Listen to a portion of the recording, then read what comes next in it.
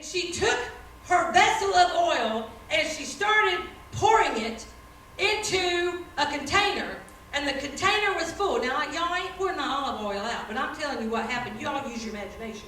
So she poured the oil into the container till it was full, and when she poured it up, she still had the same amount of oil. And then she poured the oil into another container, and she kept the bottle up or the pot up until the pot or the vessel was brimming over with oil. And then she stopped, and she still had the same amount of the oil. And then she went over here. She said, well, this is a big Dutch oven. I'm going to fill it up. I need that one full. And she started pouring and pouring. I don't know, maybe her arm got tired of pouring, but when she picked up her vessel, it was still the same amount of oil. And every container that she had, she poured it over until she had nothing else to fill with oil. And she still had the same amount of oil. You want to get involved in a miracle, start having some faith to pour it out into another container. You're not going to run out when the Lord says to fill the container with oil. She still had the same amount of oil.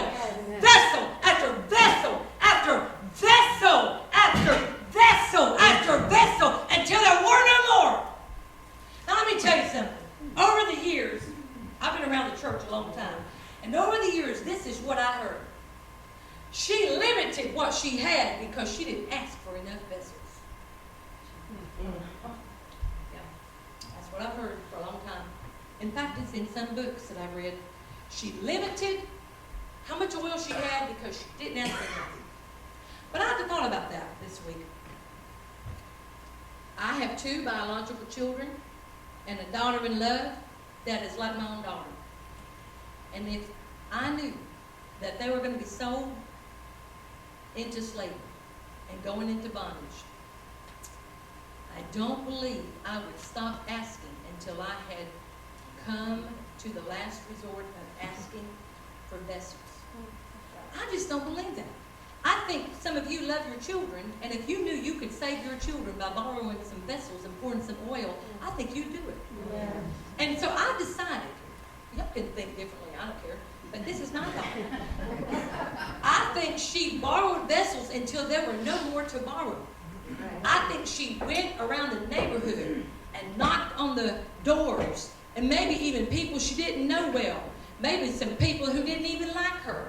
And she asked to borrow vessel after vessel after vessel after vessel. And then when they were full, she couldn't do anything else.